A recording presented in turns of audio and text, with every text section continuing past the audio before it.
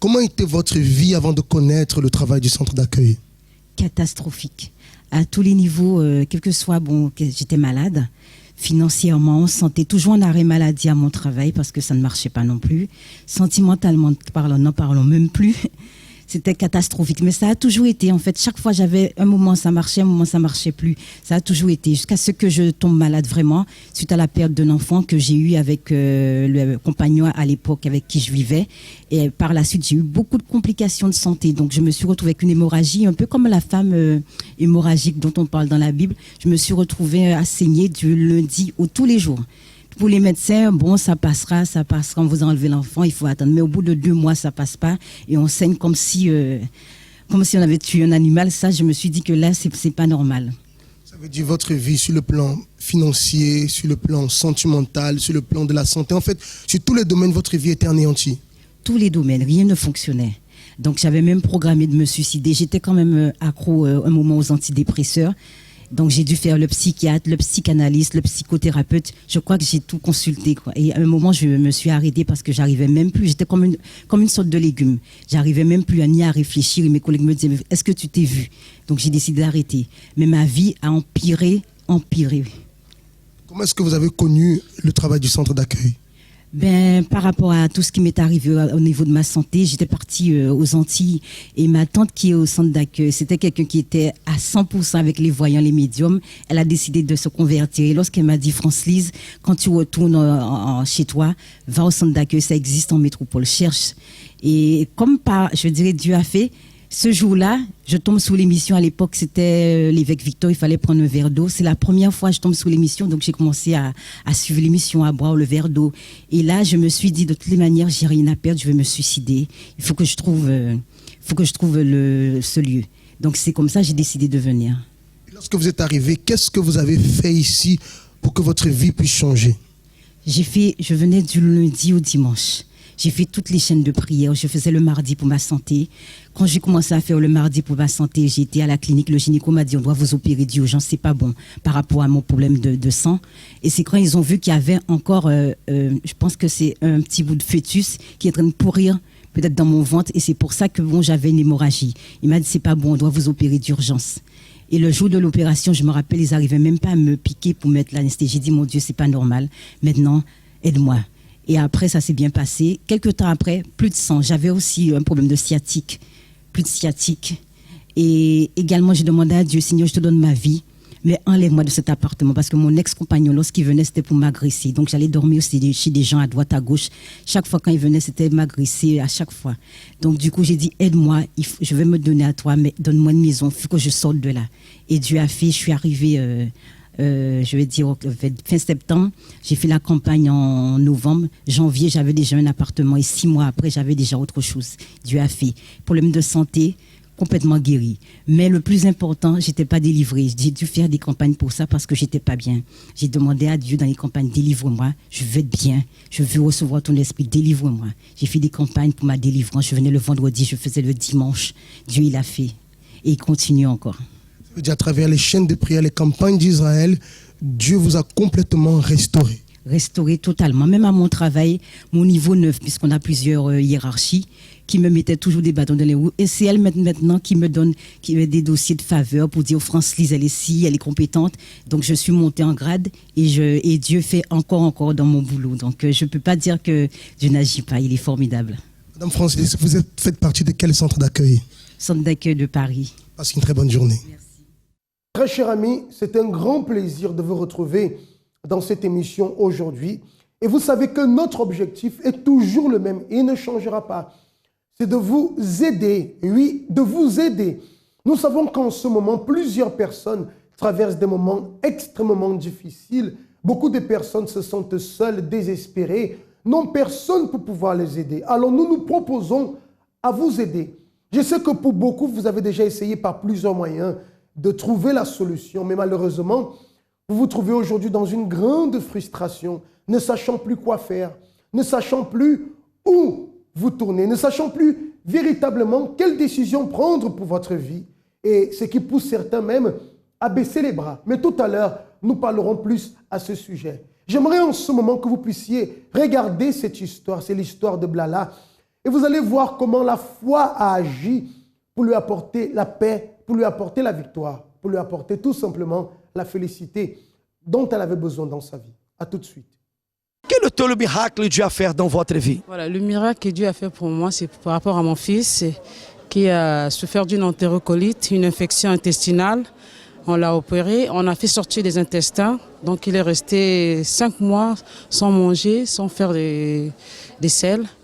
Et après, je priais, mais après, quand on a parlé du sacrifice d'Israël, je me suis dit, Seigneur, je saisis cette opportunité. Et j'ai pris l'enveloppe. Dès que j'ai pris l'enveloppe, tout a commencé à changer. Parce qu'avant, on me disait que non, l'enfant devait rester comme ça, il devait grandir avec cette poche. Il fallait que j'apprenne à nettoyer, c'est pas à changer, tout ça. Parce qu'on m'a dit que non, les gens, il y a d'autres personnes qui marchent comme ça avec des poches. J'ai dit, moi, je ne suis pas accepté que mon enfant puisse marcher avec des poches ou grandir avec. J'ai dit, Seigneur, je refuse. Et quand on a parlé de ça, je me suis dit, Seigneur, je te dis merci. Et j'ai pris cette poche, cette enveloppe. Et quand je suis arrivée à l'hôpital, on m'a appelé, on me dit que madame, il y a eu des changements parce que l'enfant, on est en train de voir comment on va faire pour l'opérer. J'ai dit, ah bon, parce que là, avant, il n'y avait rien, on me disait rien pour voir si ça va l'opérer. Puis on me disait, on devait même échanger l'hôpital pour m'emmener dans une centre, je ne sais pas. Hospitalisé. Voilà. Ça veut dire que vous avez trouvé sur l'hôtel la solution du problème pour pouvoir guérir l'enfant qui était malade. Oui. Donc après, quand j'ai pris l'enveloppe, j'ai commencé à déterminer. Et j'ai pris mon enveloppe. Je suis venue déposer. Du jour que j'ai déposé, on m'a appelé, on m'a dit que non, madame, on vous donne la date, ça sera le juin pour faire l'opération. J'ai demandé à la dame, j'ai dit, le jour, elle me dit oui. Après, ils ont opéré l'enfant. Et même quand on est parti opérer l'enfant, puisqu'on avait déjà opéré, et quand ils sont allés pour refaire encore, même le médecin, le chirurgien, lui, il était étonné. Il m'a dit, comment ça se fait? J'ai dit, madame, docteur, qu'est-ce qui ne va pas? Il me dit, quand on a opéré l'enfant, dans son ventre, c'est comme si il n'avait jamais, c'est comme si on n'avait pas encore opéré. Ça veut dire, avant le médecin, Dieu a fait le miracle. Voilà, Dieu a fait le miracle. Donc, il n'y avait plus de plaie, donc c'est comme s'il n'y avait rien du tout. À travers du sacrifice. Voilà. Donc, le chirurgien était étonné. Il m'a dit, madame, comment ça se fait? J'ai dit, madame, j'ai dit que Dieu soit loué. La puissance de Dieu. Voilà, j'ai dit que Dieu soit loué. J'ai dit, toute la gloire, je lui rends. Parce que c'est lui. Et après, on a opéré. C'est passé. Donc, il fallait qu'il fasse au moins peut-être une semaine pour faire des selles. On a opéré aujourd'hui. Donc, le lendemain, il a commencé à faire des selles. Et ils étaient vraiment étonnés. Ils ont dit, mais comment ça se fait qu'on l'a opéré aujourd'hui et demain, alors qu'il a fait 5 mois sans faire des matières qu'il ne fait pas comment on fait nous normalement, parce que ça sortait toujours dans la poche. Donc, et ils étaient tellement étonnés, ils m'ont dit que madame, vous n'allez pas rester ici, là, il faut que vous sortiez. Et là, l'enfant est là, il est en bonne santé, là maintenant, il a bientôt 2 ans. Amém. Voyons que, à travers de la foi, tout est possible.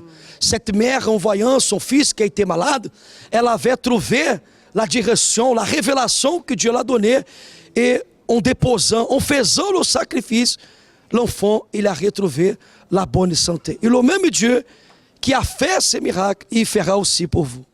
J'aimerais m'adresser en ce moment à vous, tout particulièrement, qui, en ce moment, avez déjà pris la décision d'abandonner, ou cette pensée vous trottait déjà à l'esprit depuis quelque temps, où vous vous dites, je ne vais plus continuer à lutter, je vais m'arrêter là parce que je suis fatigué, personne ne m'aide, personne ne me donne de solution, vous vous sentez frustré. Bien évidemment, lorsque nous luttons pour quelque chose et que nous n'obtenons pas de résultats, il arrive que la personne se décourage et qu'elle veuille même tout laisser tomber. Mais est-ce qu'en laissant tomber, vous aurez pour autant la solution? Est-ce qu'en laissant tomber, vous serez heureux? Est-ce qu'en laissant tomber, vous allez trouver la félicité dont vous désirez? Non. Alors je vous propose que par la foi, vous pouvez trouver la solution. Je ne suis pas en train de dire que les choses vont changer du jour au lendemain, mais que les choses vont changer, à l'exemple du témoignage que vous venez de voir et du témoignage que nous allons voir en cet instant encore. Avant d'arriver au centre d'accueil, donc moi j'étais une personne qui était dépressif, avec des pensées négatives. J'étais un jeune très influençable. Dans tout ce que je faisais, je n'arrivais pas à avancer. Donc j'étais, on va dire, complètement bloqué. Donc je buvais, je fumais, je sortais avec des copains, je faisais de tout et de n'importe quoi, surtout n'importe quoi. Cette dépression a commencé parce qu'en fait, depuis tout petit, j'ai toujours entendu des mots négatifs en me concernant, comme quoi je ne serais rien dans la vie. Donc j'ai grandi toujours avec ces paroles-là en me disant que je ne serais rien dans la vie. Donc tout ce que je faisais, je n'allais pas jusqu'au bout parce qu'effectivement, je me disais, c'est vrai, je ne serais rien dans la vie. Bon, au niveau de ma famille, suite au décès, on va dire, de mon père, étant donné que voilà, qu'on n'avait plus de conditions, ma mère n'avait plus de conditions pour pouvoir élever tout le monde, donc on était, on va dire, entre autres, éparpillés un petit peu partout chez la famille. Et du coup, j'ai grandi sans vraiment connaître mes sœurs. Et donc ça aussi a beaucoup joué dessus parce que je voyais autour de moi, on va dire mes amis, mes voisins, ils avaient une famille unie et moi, la famille, elle était complètement séparée. À l'intérieur de moi, je me sentais triste, abandonné. Il y avait un grand vide parce que j'avais l'impression que même ma propre mère ne m'aimait pas, alors que c'était le contraire. Mais comme une fois de plus, quand je regardais autour de moi, je voyais tout ce que les autres avaient et tout ce que moi je n'avais pas, je me disais qu'effectivement, c'était de la faute de ma mère. Je sortais avec des mauvaises personnes. J'étais devenu quelqu'un de très violent. J'agressais les gens gratuitement. Je buvais. Donc je pouvais commencer à boire de jeudi soir jusqu'à dimanche soir. Donc voilà, je devais faire quelque chose pour pouvoir, on va dire, oublier et combler ce vide.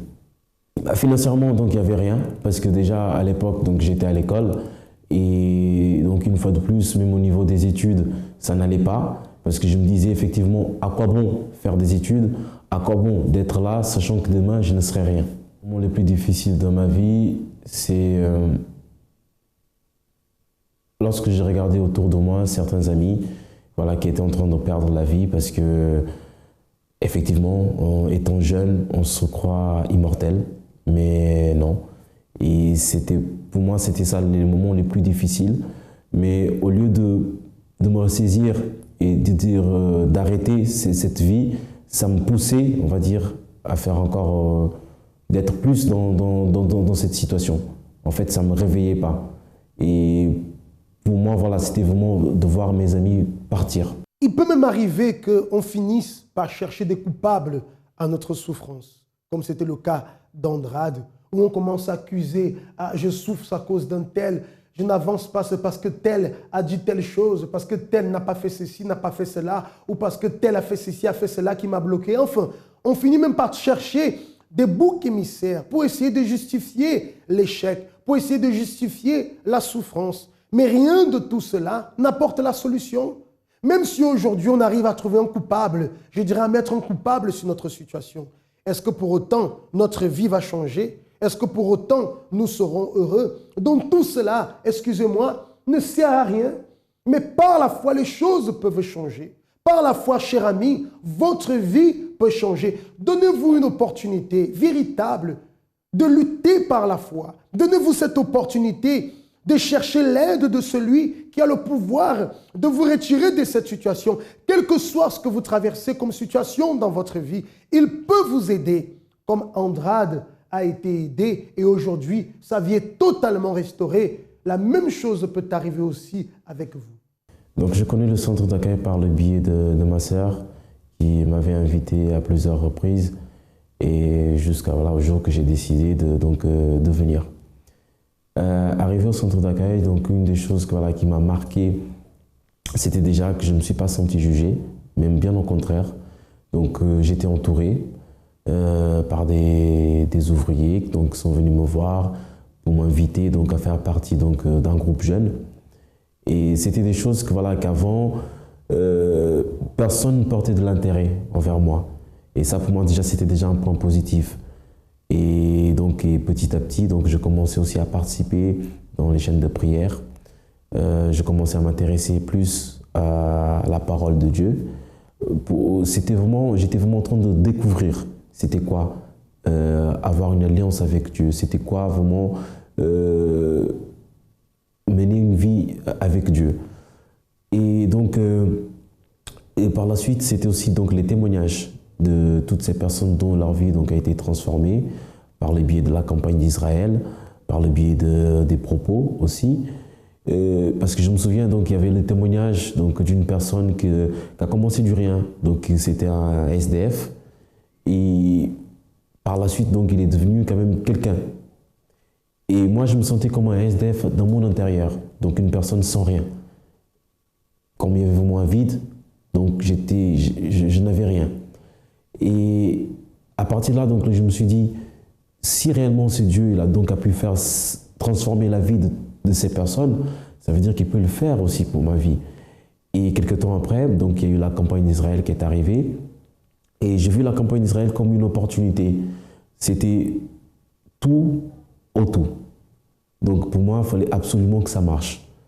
Mais pour cela, donc, j'étais conscient qu'il fallait vraiment que je me donne aussi à 100%. Il fallait que je fasse aussi de ma part. Donc ça veut dire un sacrifice spirituel, donc prier, me lever à l'aube, sachant que, voilà, que pour moi, c'était ma première campagne d'Israël et c'était aussi la première fois que je prenais une telle attitude dans ma vie.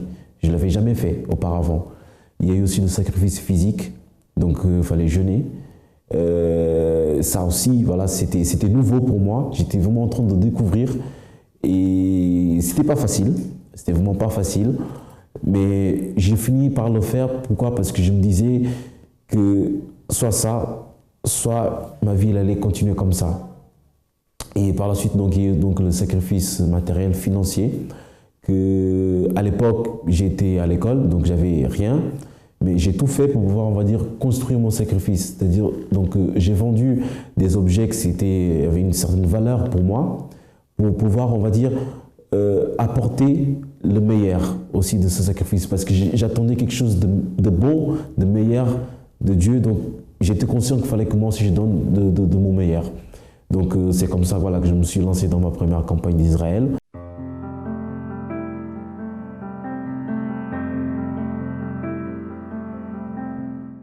Donc, Andra d'aujourd'hui, c'est une personne, voilà, complètement, je dirais, différente, transformée, nouveau. Je ne pense plus comme avant. Avant, j'avais des pensées négatives. Mais aujourd'hui, donc, mes pensées, voilà, elles sont devenues d'autres. Pour une personne qui n'avait pas d'ambition, mais aujourd'hui, voilà, je ne cesse d'avoir des ambitions, je ne cesse d'avoir des idées pour pouvoir me développer, d'aller de l'avant. Je ne me sens plus faible, comme c'était le cas quand je suis arrivé au centre d'accueil. Donc aujourd'hui, je me sens quelqu'un de plus fort, capable, et non comme ce petit garçon qui a grandi toujours en écoutant qu'il ne serait rien dans la vie. Aujourd'hui, je suis confiant que demain, Dieu va m'ouvrir encore des portes. Donc au niveau de ma famille, aujourd'hui, au départ, on a eu du mal, on va dire, avec le centre d'accueil, mais aujourd'hui, nous sommes tous au centre d'accueil, donc fidèles à Dieu, fidèles à la parole de Dieu. Et donc, ma famille, aujourd'hui, elle est soudée. Et pour une famille, voilà, qui était séparée, aujourd'hui, voilà, on a appris à se connaître les uns les autres. Et voilà, on est vraiment devenu une famille soudée, une vraie famille. Et aujourd'hui, par exemple, ma sœur, voilà, qui m'avait invité un jour à venir au centre d'accueil. Donc il y a quelques temps de cela, donc, comme vous le savez, donc, on a commencé la 9e de la famille. Donc elle a eu une petite angine, banale comme tout le monde. Mais au fur du temps, donc, cette angine-là, elle s'empirait. Donc un jour, donc, ils ont décidé d'aller aux urgences avec son mari. Arrivé aux urgences, donc on l'a mis là où on admet toutes les personnes qui arrivent aux urgences. Et donc elle demande juste un médicament donc, pour pouvoir soulager la douleur. Le temps que l'infirmière donc, tourne le dos, là elle fait une crise convulsive. Elle tombe carrément et là, quelques temps après, il y a son cœur qui arrête de battre. Donc mon beau-frère, donc, il va appeler les médecins, qui arrivent, qui essaient de faire un massage cardiaque, ils allument toutes les machines pour la faire revenir. Mais ça a quand même duré un petit moment. Et durant ce temps, donc mon beau-frère aussi de son côté, lui aussi était en train de prier pour sa femme. Et ça s'est passé un mercredi. Et sachant qu'en fait le mercredi, c'est plus pour notre intérieur. On fait de la prière plus pour nous-mêmes, pour notre alliance avec Dieu, notre communion avec Dieu. Et ce mercredi, donc le Saint-Esprit avait touché le cœur du pasteur qui nous avait invités à prier pour la famille. Et lorsqu'on prie pour la famille, moi je cite toujours le nom des membres de ma famille. Et donc également, donc j'ai cité aussi le nom de ma sœur. Et sans le savoir, pendant ce temps, pendant que j'étais en train de clamer pour la famille, donc ma sœur elle se trouvait entre la vie et la mort. Donc par la grâce de Dieu, donc elle s'en sortit, elle s'est réveillée. Donc lorsqu'elle s'est réveillée, donc les médecins donc ils ont expliqué à mon beau-frère qu'il fallait la transférer dans un autre hôpital et donc on devait l'opérer. Donc lui il a refusé, mais on l'a quand même transférée dans un autre hôpital. Arrivée dans notre hôpital, elle n'avait plus rien. Donc l'affection qu'elle avait, toutes les douleurs qu'elle avait, donc elle n'avait plus rien. Et pour moi, j'ai vraiment cette foi que la prière que nous avons fait, l'intercession que nous avons fait pour la famille, ça a porté aussi ses fruits. Et aujourd'hui, donc, je vois vraiment l'importance de prier, d'intercéder pour les membres de notre famille. Et ce qui me fait mémoriser aujourd'hui, c'est que hier, c'était elle qui intercédait pour nous. Et aujourd'hui, c'est par exemple moi que je suis en train d'intercéder pour elle. Pour moi, le centre d'accueil aujourd'hui représente, c'est comme une école de vainqueurs. Et aujourd'hui, moi, je suis l'un des élèves de cette école et je sortirai vainqueur. Je fais cet appel en ce moment à tous ceux qui traversent une situation difficile, un problème de santé. Vous peut-être à qui il a été dit qu'il n'y a plus de guérison pour votre cas. Vous êtes vous avez été conduit à prendre des médicaments et vous devez suivre ce traitement toute votre vie. C'est le seul moyen de pouvoir, je dirais, vaincre en partie cette maladie. Vous êtes une personne pour qui les médecins ont déjà fait toutes sortes d'examens et malheureusement, on n'arrive pas à déterminer ce que vous avez. Pourtant, vous souffrez dans votre corps et vous voulez vous en sortir véritablement.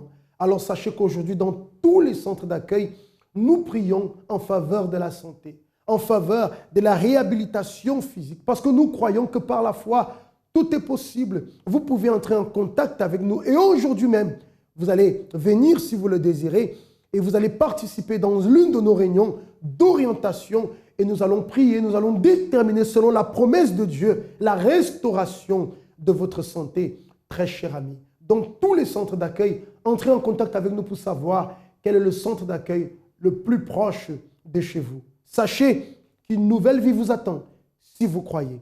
Je vous souhaite de passer de très bons moments et je vous dis à très bientôt. Ma vie, elle était vraiment chamboulée, comme on dit.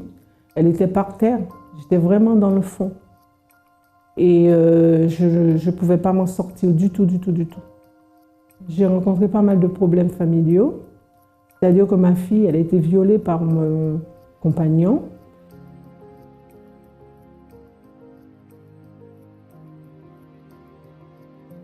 J'étais très en colère et aussi je ne comprenais pas pourquoi cette personne avait fait ça à ma fille alors que ça faisait longtemps qu'on vivait ensemble et qu'il avait vu ma fille, il a pratiquement élevé ma fille.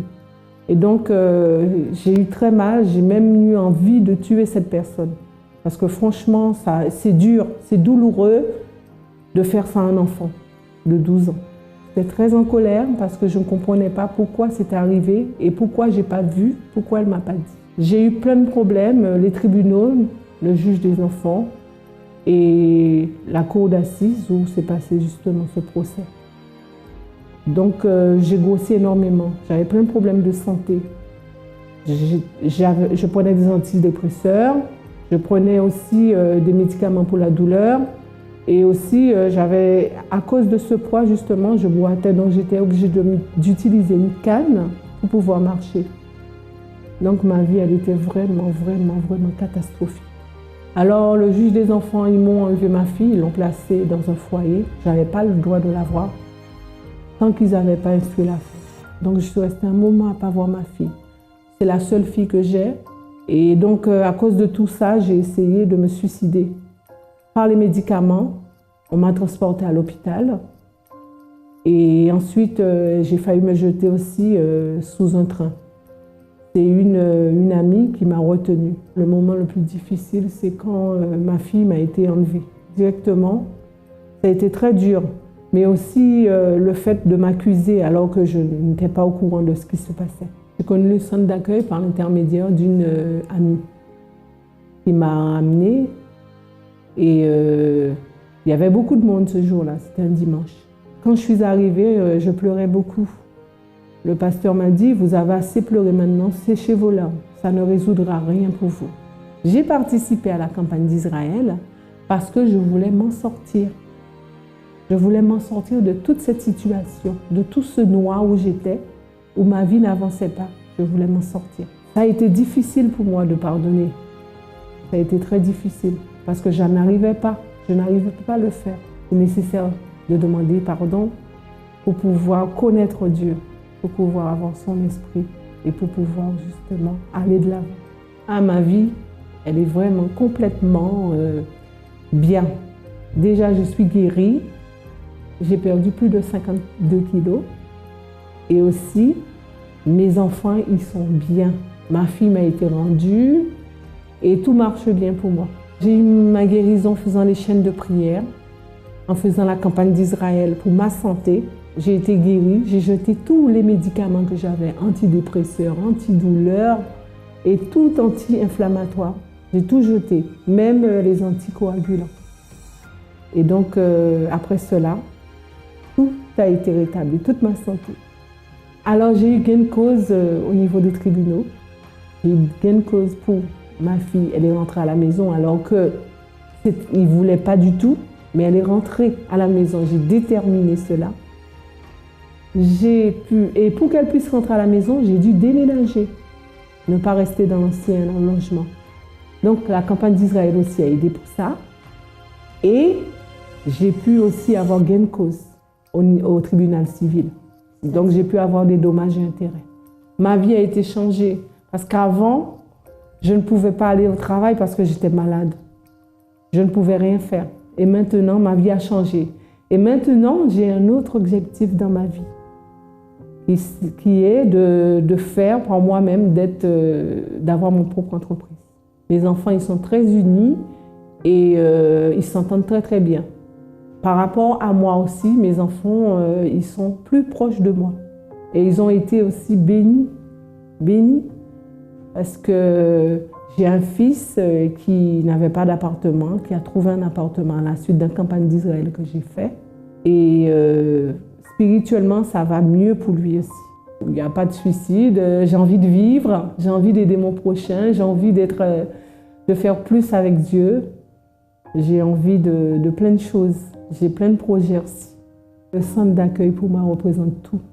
La vie, la délivrance, la liberté, le fait de connaître Dieu et le fait d'avoir justement cette rencontre avec Dieu.